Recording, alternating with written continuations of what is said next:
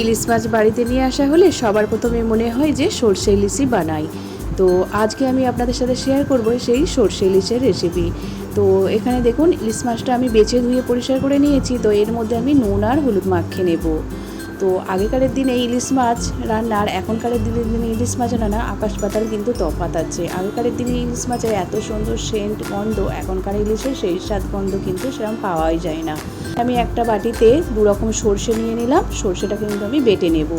আর এখানে আমি নিয়ে নেব 2 চা চামচ টক দই, সামান্য একটু হলুদের গুঁড়ো, আর 4-5টা আমি কাঁচা লঙ্কা নিয়েছিলাম বেটে নিয়েছি, এর মধ্যে দিয়ে দিলাম। তো সামান্য একটু কাশ্মীরি লঙ্কার গুঁড়ো দিয়ে দিলাম। ইলিশের যা দাম একদম আকাশ ছোঁয়া। তো ইলিশ মাছ খাওয়া না টাকা খাওয়া কিছুই কিন্তু বুঝে উঠতে পারি না। আমি একটা 500 গ্রাম সাইজের মাছ নিয়েছি 1200 টাকা কেজি। 6 পিস মাছ হয়েছে আর মুড়ো নিয়ে 7 পিস। তো একটা মাছ যদি 100 টাকা করে পিস হয়, সেই জন্যই বললাম মাছ খাওয়া না টাকা খাওয়া সেটাই বুঝে উঠতে পারি না। সর্ষেটা আমি বেটে নিয়েছি আর বাটির মধ্যে আমি জল দিয়ে গুলে নিয়েছি, দিয়ে একটা ছাঁকনির সাহায্যে সর্ষেটা আমি ছেঁকে নেব। এইভাবে আমি সর্ষেটা আমি ছেঁকে বার করে নিলাম জলটা। এবার মশলাটা আমি ভালো করে মিশিয়ে নেব।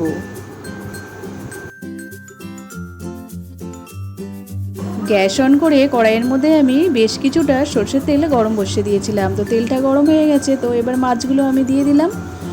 মাছগুলো এইভাবে ভেজে নেব। এক পিঠটা হয়ে গেছে, অপর পিঠটা উল্টে দিয়ে মাছটা আমি ভেজে নেব। মাছটা যদি এইভাবে ভেজে রান্না করা যায় খেতে কিন্তু আরও বেশি টেস্টি হয়। তো এবার মাছটা আমার ভাজা হয়ে গেছে, তুলে নিলাম।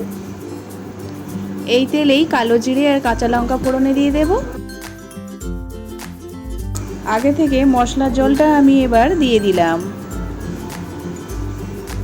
সামান্য একটু নুন দিয়ে দেব। জলের পরিমাণটা আপনারা কম বেশি দিতেই পারেন। এখানে আমি 1 বাটি জল দিয়েছি। এইভাবে একটু নাড়াচাড়া করে নেব। ঝোলটা ফুটে আসা পর্যন্ত অপেক্ষা করব। তো ঝোলটা ফুটে গেছে, এবার মাছগুলো আমি ঝোলের মধ্যে দিয়ে দেব।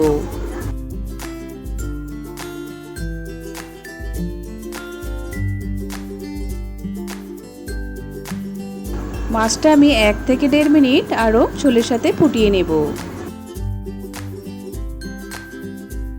1 থেকে 1.5 মিনিট মাছটা আমি ঝোলের সাথে ফুটিয়ে নিয়েছি। তো আমার মাছটা আমার একদম রেডি হয়ে গেছে। এবার আমি একটা পাত্রে মাছটা ঢেলে নেব। এইভাবে একবার ইলিশ মাছ বাড়িতে বানিয়ে খেয়ে দেখবেন কেমন লাগলো অবশ্যই আমাকে জানাবেন।